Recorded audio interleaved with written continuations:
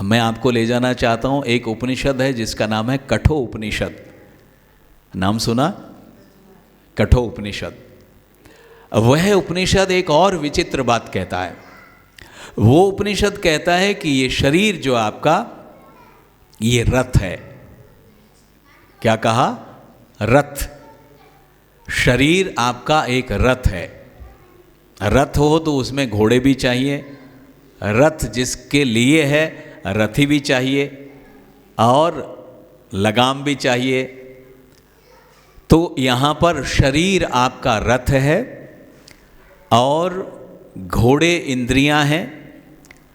और रथी कौन है? यानी इस रथ का स्वामी कौन है? आत्मा ही इसका रथी है। बुद्धि सारथी है, उसको चलाने के लिए भी तो चाहिए। और मन लगाम है, घोड़े इंद्रियां हैं। और दौड़ किसके लिए रहे हैं वो घोड़े? तो विषय चारागाह, यानी जैसा विषय मिल जाए इंद्रियों को, आँख से कुछ देखने का मन कर रहा है तो ये घोड़ा उधर लेकर चला जाता है, कान से कुछ सुनने का मन है तो उधर लेकर चला जाता है। तो इंद्रियां ही घोड़े हैं। और यदि लगाम ठीक से कसी हुई नहीं है तो फिर सारथी ठीक नहीं है, तो ये घोड़े फिर अपने मनमाने ढंग से कहीं भी ले जा सकते हैं। लेकिन यदि रथी यानी इसका स्वामी बहुत सजग है, सावधान है, बुद्धि रूपी सारथी ठीक है, लगाम मन रूपी लगाम लगाई हुई है, तो फिर मैं जहाँ चाहूँगा मैं वहाँ पर इच्छित तरीके से इन घोड़ों को वहाँ पर पहुँचा दूँगा। ये कठोपनिषद कह रहा है। ऋग्वेद में एक और कमाल की बात की। हाँ, संयोग से हम दसम मंडल पढ़ रहे हैं और दसम मंडल में ही एक सूक्त जिसमें चर्चा की गई कि आपका ये जो रथ है ये विचित्र है, विचित्र प्रकार का रथ। आप देखेंगे रथ आपने बहुत देखे हैं और रथों की संरचना आपने देखी है, लेकिन ये जो शरीर रूपी रथ है इसकी विचित्रता बताई, इसकी महत्ता बताई कि ये बिना पहियों का, इसमें कोई पहिया नहीं है, और एक ईशा दंड पर ठहरा हुआ। हाँ, बहुत लोगों ने गाड़ियाँ देखी होंगी, बैलगाड़ी, ऊंट गाड़ी, और एक गाड़ी लोहार लोहारों की गाड़ी देखी होगी। लोहार एक गाड़ी लेकर चलते हैं। हाँ, जब वो बैलों को अलग कर देते हैं तो उस गाड़ी को टिकाने के लिए आगे एक ऐसी लकड़ी होती जिस पर वो टिक जाता है, उसको बोलते हैं ईशा दंड। तो आपके पास में एक ईशा दंड पर ठहरा हुआ रथ, ये ऋग्वेद का दसम मंडल कह रहा है। एक ईशा दंड। क्या है ईशा दंड आपकी? किस पर ठहरा हुआ ये रथ? इसका ईशा दंड क्या है? आपकी मेरुदंड, आपकी जो रीढ़ की हड्डी, किस पर ठहरा है ये रथ? उस ईशा दंड पर ही ठहरा हुआ है। यानी रीढ़ की हड्डी ना हो तो हाँ, जरा सा भी आपने देखा एक आध पॉइंट में ही कुछ कमी आ जाए तो चलना फिरना मुश्किल हो जाता है। तो ये एक ईशा दंड पर बिना पहियों वाला रथ, विचित्र प्रकार का रथ। और उपदेश किया गया कि हे इंद्र, तुम्हारे लिए ये दिव्य रथ है और जिसमें विशेष प्रकार से नवीन रथ साफ सुथरा करके इसको जोता जाता है, सद इच्छाओं से इसको चलाया जाता है। सुबह सुबह जब हम उठते हैं तो हमारे अंदर जो इच्छाएं होती हैं उन इच्छाओं को लेकर फिर ये रथ चला जाता है। सुबह आप उठे और इच्छा हुई कि आर्य समाज मंदिर में पहुंचना है, तो ये रथ उन इच्छाओं से चलकर वहाँ तक आया। यानी इसको चलाने का तरीका क्या है? सद इच्छाएं ही इसको चलाती हैं, साफ सुथरा करके इसको जोता जाता है।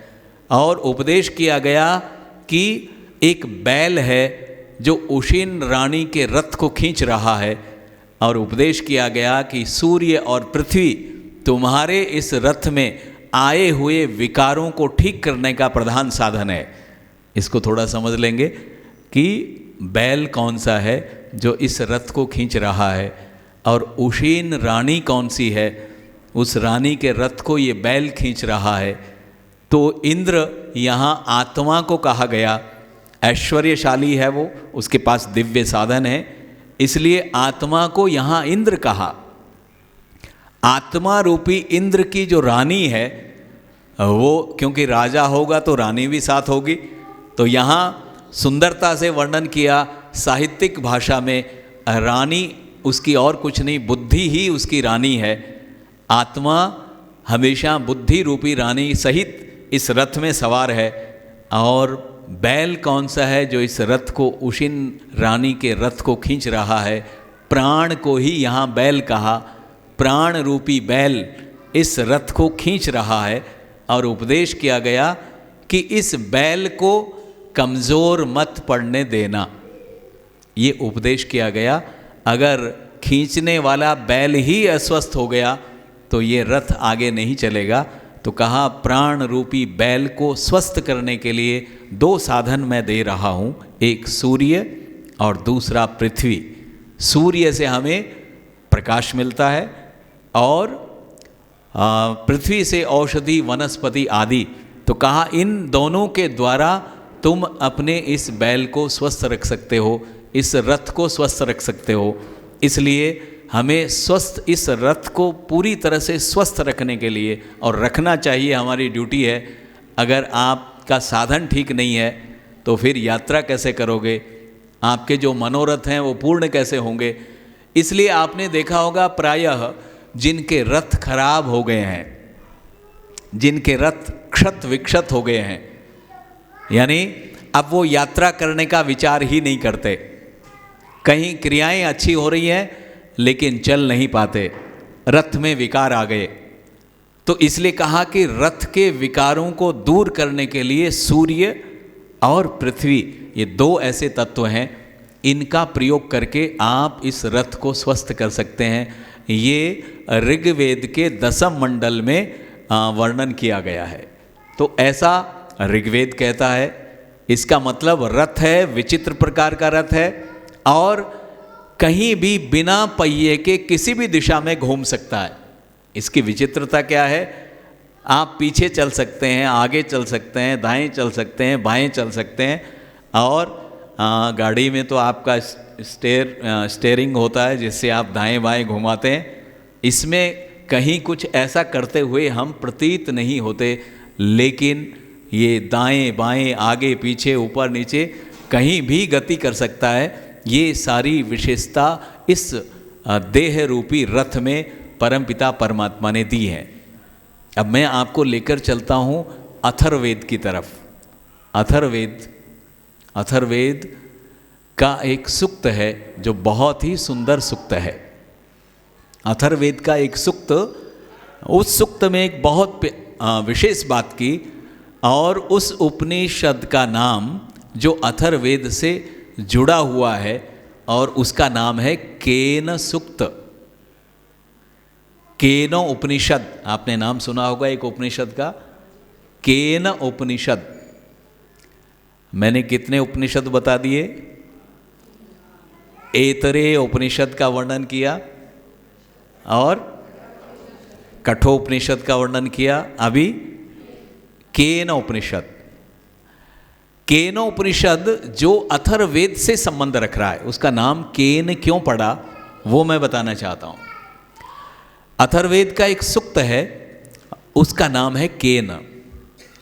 उस केन सूक्त में अथर्ववेद का कवि इस मानव देह पर इतना मुग्ध हो गया, और मुग्ध होकर वो नाना प्रकार के प्रश्नों की झड़ी लगा देता है। आप अपने आप को वहाँ टिकाइए, अथर्ववेद का जो कवि कह रहा है वहाँ पर अपने आप को केंद्रित कीजिए।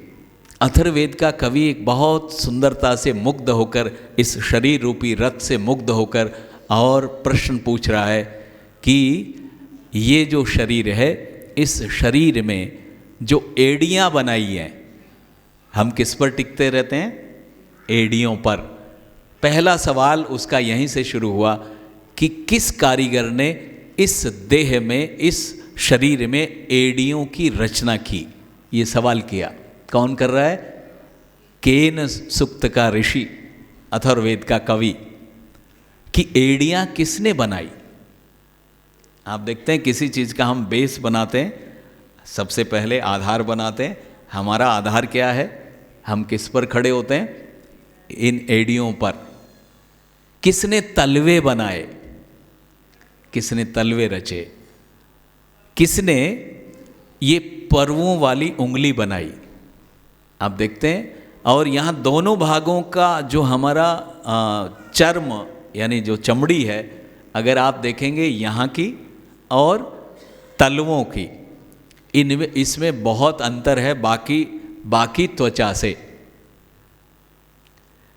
अगर यहाँ कांटा चुभ जाए तो यहाँ निकाल पाना आपके लिए कठिन होगा, लेकिन यदि वो पैर में चुभ जाए तो पैर की चमड़ी में आसानी से हम निकाल सकते हैं।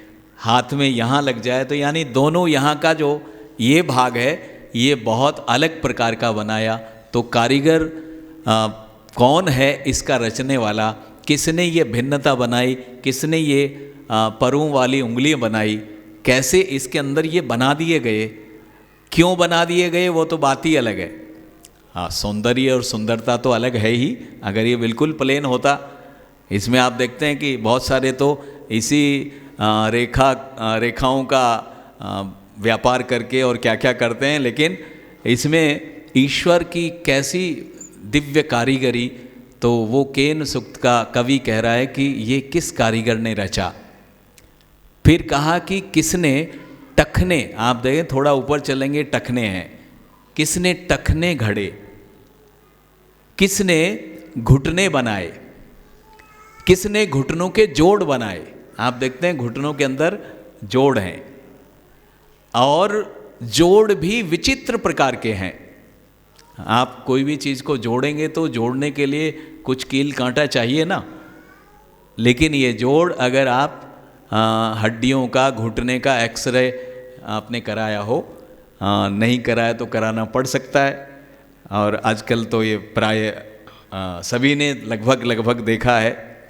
और वो आप देखेंगे तो उसके अंदर कोई कील कांटा नहीं है। आप बिल्कुल स्पष्ट देखेंगे। किससे जुड़ा हुआ है समझ में नहीं आता। पथिक जी की ही रचना कितनी सुंदर है। एक गीत है उनका, जोड़ों के बीच कोई कब्जा नहीं लगाया, एक ऐसा गीत है उनका। कितना कमाल है कि आप कितना काम में ले रहे हैं इसको और कोई किसी प्रकार का कब्जा नहीं है। तो केन सूक्त का कवि कह रहा है कि ये किस कारीगर ने बनाया। अरे हम तो इसको हार्ड मांस का पुतला ऐसे ही समझ रहे हैं, लेकिन ये कारीगरी की किसनी है? हम में आप में कोई सामर्थ्य नहीं कि ऐसी कोई रचना कर देवें, लेकिन कैसा विचित्र प्रकार का कारीगर है जिसने आश्चर्यचकित कर देने वाले टखने बनाए, आश्चर्यचकित करने वाले घुटने बनाए। और न केवल यहाँ, आप जब हम शरीर के जंघाओं पर जाते हैं और यहाँ पर शरीर के यानी ये जो मुख्य धड़ है इसको 4 जगह से जोड़ा गया। जंघाओं को जोड़ा गया और यहाँ पर आपकी भुजाएं, अगर ये काट दें, यहाँ से काट दें, केवल धड़ बचता है, मध्य का आधार। तो वो कवि कह रहा है मध्य का आधार किसने बनाया? जंघाओं को उस मूल धड़ से किसने जोड़ दिया? भुजाओं को कैसे इसमें जोड़ दिया? भुजाओं के अंदर बहुत ज़्यादा बल किसने भर दिया? किसने छाती बनाई? किसने ग्रीवा बनाई? किसने स्तन बनाए? किसने कपोल बनाए? किसने मुखमंडल में 2 जबाड़े बनाए और इन जबाड़ों के बीच में कोमल सी वाणी को स्थापित कर दिया? किसने, किस कारीगर ने बनाया? मैं तो बहुत कम प्रश्न कर रहा हूँ, वो तो एक एक और गहराई से। और कहा कि एक लाल और नीले रंग का रुधिर, हमारे शरीर में 2 प्रकार का रुधिर, लाल और नीला। हृदय सिंधु में कौन आदेश देता है उस लाल और नीले रक्त को? हृदय क्या करता है? स्वच्छ करके शरीर में सप्लाई करता, और जो अस्वच्छ है उसको अपने पास बुलाता है। पंपिंग होती है शुद्ध होकर और वो फिर शरीर में प्रवाहित होता है। तो कहा हृदय सिंधु में लाल और नीले रंग का ये रक्त कौन प्रवाहित कर रहा है, ये रक्त बन कैसे गया। और कई बार तो अचंभा होता है, हम इतना अचंभा करते हैं इस बात पर कि रक्त बन कैसे जाता है। आपने ऐसी कोई मशीन देखी हो कि उसमें रोटी डाली जाए और लाल रंग का रक्त बन जाए, ऐसा कुछ देखा कभी आपने? रोटी डालने से, आप रोटी डालते हो इस मशीन में और क्या बन जाता है? लाल रक्त बन जाता है। तो कौन कारीगर है जो ऐसा कर रहा है? और मुझे ना केवल इसमें, अगर आप देखेंगे कि हरी घास किसी मशीन में डालिए और उसमें से सफ़ेद दूध निकल आए, ऐसा हो सकता है? आप अगर ग्रीन डालेंगे तो क्या निकलता है जूस में? ग्रीन ही निकलता है। लेकिन परमात्मा ने कैसी रचना की कि हरी घास खिलाते हैं गाय को और दूध कैसा निकलता है? एकदम सफ़ेद। कितनी विचित्रता है। तो केन सूक्त का वह कवि मुग्ध हो गया और वो कहता है कि किस प्रकार कपाल को रचा, कैसे गले की घाटी को बनाया, किस प्रकार ये जो आपका शरीर का ऊपरी भाग, आप देखें इसको बहुत अलग तरीके से यजुर्वेद में, शतपथ ब्राह्मण में कितने अलग तरीके से वर्णन किया कि ये जो आपका ऊपर का भाग है, ये विचित्र प्रकार का शरीर बनाया। आप अगर इसको ध्यान से देखें तो प्रकृति में जाकर अगर आप देखना चाहेंगे तो जितने पेड़ पौधे हैं, उन पेड़ पौधों की जड़ें नीचे हैं और शाखाएं ऊपर हैं। यहाँ पर उल्टा है, इसका उल्टा रूप है। इसकी जड़ें ऊपर की ओर हैं और शाखाएं नीचे की ओर हैं। कभी आपने शीर्षासन किया हो तो जब आप शीर्षासन करते हैं तो आपका शिरोभाग नीचे की तरफ होता है और ये जो केश हैं ये मानो जड़ों की तरह हैं और जो दो पैर आपके ऊपर ऐसे शाखाओं की तरह हैं।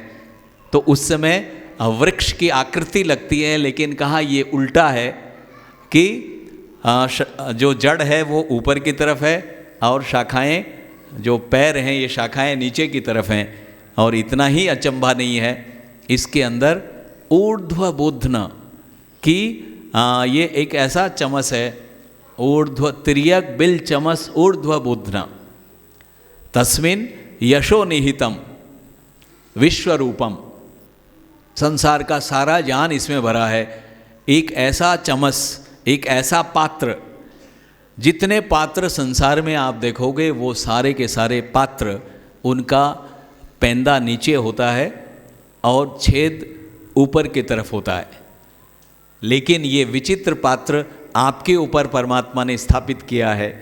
और इस पात्र को अगर देखें, मानो किसी ने सिर मुंडवा रखा हो, तो ऐसे मान लीजिए जैसे कोई लोटा है उसको उल्टा करके रखा हो, ऐसा समझिए। और छेद किधर हैं? पेंदा ऊपर की तरफ है और छिद्र कहाँ हैं? ये जितने भी छिद्र हैं और एकाद नहीं 9 द्वारा ये सारे छिद्र, आँख में, नाक में, कान में आदि में ये जो छिद्र हैं ये नीचे की तरफ हैं। और कहा जाता है तस्मिन यशो निहितम विश्वरूपम, और उसमें पूरे संसार का विश्वरूपम, पूरे विश्व का नॉलेज भरा हुआ है, ज्ञान भरा हुआ है। और लेकिन कभी रिक्त नहीं होता, बिखरता नहीं है। अचंभा नहीं है क्या? आप किसी लोटे को लें और उल्टा कर दें पानी भरकर, पानी की बूंद ठहरेगी उसमें? संभव ही नहीं है। लेकिन परमात्मा ने कैसी विचित्र रचना की कि ये एक ऐसा पात्र आपके सिर पर रखा है जिसमें पूरे विश्व का, आप ये हिस्सा काट दो फिर आपके पास में क्या जानकारी है? सारी जानकारी कहाँ पर है? ये इसी भाग में तो है। इसीलिए बहुत जगह कहा जाता है कि सिर को ढककर रखना चाहिए। अर्थ इसका सीधा है कि इसके अंदर यशो निहितम विश्वरूपम, कि पूरे विश्व का ज्ञान जितना भी नॉलेज आपने बचपन से लेकर आज तक जो भी कुछ प्राप्त किया, वो सब का सब कहाँ भरा हुआ है? इसी जगह। तो कहा ये एक ऐसा पात्र, विचित्र पात्र कि तिर्यक बिल, तिर्यक बिल का मतलब बिल नीचे की ओर है, यानी बिल का अर्थ छेद, कि छेद नीचे की तरफ है, ऊर्ध्व बोधन, और पेंदा ऊपर की तरफ है, और फिर भी उसमें तस्मिन यस्मिन यशो निहितम विश्व रूपम, कि उसके अंदर विश्व का समस्त ज्ञान भरा हुआ है, लेकिन वह कभी नीचे नहीं गिरता। तो कैसा विचित्र पात्र है, फिर भी हम परमपिता परमात्मा को, उस कारीगर का ध्यान नहीं देते। तो ऐसा जो पात्र है, जो विचित्र प्रकार का है, जो विचित्र प्रकार से रचा गया है, तो कवि ने कहा किसने इसके अंदर ललाट बनाया, किसने इसमें ललाट बना दिया, किसने इस देह में मांस को भरा। आप देखते हैं पहले हड्डी, फिर उस पर मांस का लेपन किया गया, और फिर इतना ही नहीं, फिर एक और प्रश्न किया, किसने त्वचा रूपी वस्त्र पहना दिया। अगर इस त्वचा को निकाल दिया जावे, आप देखते हैं बहुत सारे पशुओं का वध करने वाले, कत्ल करने वाले, उनकी दुकानों पर ये आवरण त्वचा उतार कर उनको टांग दिया जाता है। बहुत सारे बकरे आदि टांग देते हैं उनको। आप उसको देखकर बहुत ज़्यादा प्रसन्न नहीं होंगे, कितना विशेष लगता है, लेकिन उस पर ही ये आवरण लगा दिया जाए तो ये त्वचा रूपी वस्त्र किस कारीगर ने बनाया, और इतना ही नहीं, किसने इसमें रूप भर दिया। हम क्या बोलते हैं भाई, इसका रूप कैसा है, ये रूप किसने भरा, किस कारीगर ने इसमें रूप भरा, किसने इसमें प्राणों को जोड़ दिया, प्राणों का व्यापार शुरू कर दिया, किसने प्रगति ज्ञान चरित्र इसमें सन्निहित कर दिया, किसने वाणी और नृत्य की कला भर दी। ये जो वाणी का उद्गम है, वाणी का बोलना है, किस कारीगर ने भर दिया। आप देखते हैं कि सभी की वाणी, हम जितने लोग हैं, वाणी लगभग किसी की भी, जो बिल्कुल अंधा आदमी है, या कई बार आप अंधे बन जाएं, और अंधे की तरह कई बार हमारे पास जैसे ही किसी का फ़ोन आता है, आवाज़ से ही हम पहचान जाते हैं कि किसका फ़ोन है। इसका मतलब आवाज़ बिल्कुल भिन्न है, बिल्कुल प्रकार से सभी लोगों की। तो ये ईश्वर की संरचना, तो केन सूक्त का ये विचित्र प्रकार का संदेश। तो हमने केन उपनिषद और ऐतरेय उपनिषद, कठोपनिषद और ऋग्वेद, अथर्ववेद, यजुर्वेद, इन सब के संदर्भ प्राप्त किए। अब एक अंतिम उपदेश छांदोग्य उपनिषद, एक उपनिषद है जिसका नाम क्या है? छांदोग्य। छांदोग्य उपनिषद का एक विशेष प्रकार का संदेश है। छांदोग्य उपनिषद कहता है कि जीवन के 24 वर्ष, हमारे जीवन के 24 वर्ष प्रातः सवन है। हमारे जो यज्ञ है उसका प्रातः सवन, मध्याह्न दिन सवन और तीसरा सवन, तृतीय सवन। तो जो पहला सवन है वो है 24 साल तक, दूसरा जो सवन है वो है 44 साल तक, और तीसरा जो सवन है वो है 48 साल। तो टोटल करें आप, कितने वर्ष होते हैं? 24, 44, 48, कितने हुए? इतना देर? 116। कितने हुए? 116 वर्ष।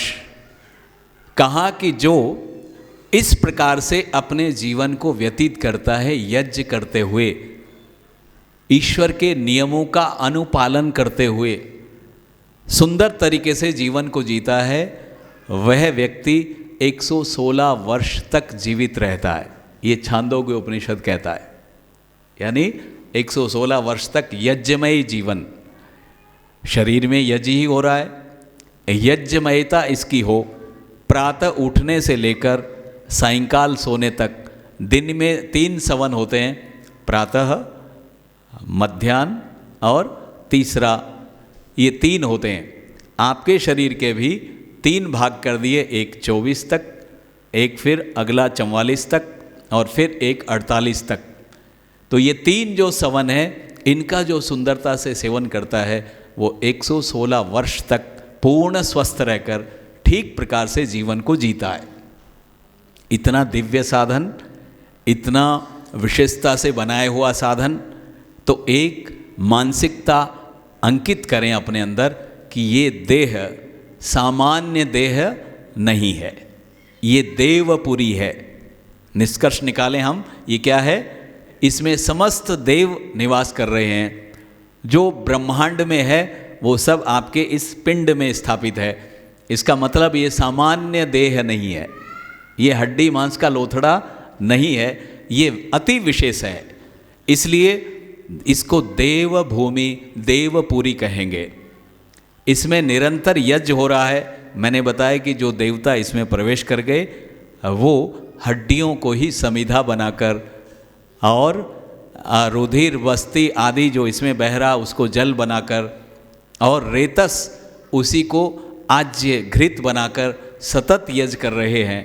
इसी से आपकी आँख, कान आदि सब अलग अलग सुंदर दिशाओं में क्रियान्वित होते हैं और इसलिए इसको यज्ञ भूमि भी कहेंगे। ये देह यज्ञ भूमि भी है। इसमें ऋषि भी निवास कर रहे हैं। इसलिए मैंने बताया कि सप्त ऋषयः प्रतिहिता शरीरे सप्त रक्षन्ति सदम अप्रमादम, कि इसमें बराबर 7 ऋषि इसके अंदर सुव्यवस्थित रूप से कार्य कर रहे हैं। इसलिए ये ऋषि भूमि भी है। और आपका ये देह एक दिव्य रथ है, आत्मा उसका रथी है और शरीर ही घोड़े हैं, बुद्धि सारथी है, मन लगाम है। और आत्मा यदि सजग है, आत्मा यदि सुंदर अवस्था में है तो अपनी इच्छा से वो जहाँ चाहे उस दिशा में इस रथ को हाँक सकता है। लेकिन यदि आत्मा ही अवचेतन अवस्था में है, मूर्छित है, बेहोशी में है, अज्ञानता में है, तो फिर वो घोड़े आपकी अपनी इच्छा से दौड़ लगाएंगे और ये रथ क्षत विक्षत हो जाएगा। लेकिन सारथी यदि बहुत अच्छा है तो वो जहाँ चाहेगा वहाँ पर लेकर जाएगा। आज सबसे बड़ा अंत में कुमार अश्विनी आदि उन्होंने इस बात को इस प्रकार से एक जटिल प्रश्न किया और जटिल प्रश्न ये किया और उस प्रश्न को हम ठीक से समझेंगे।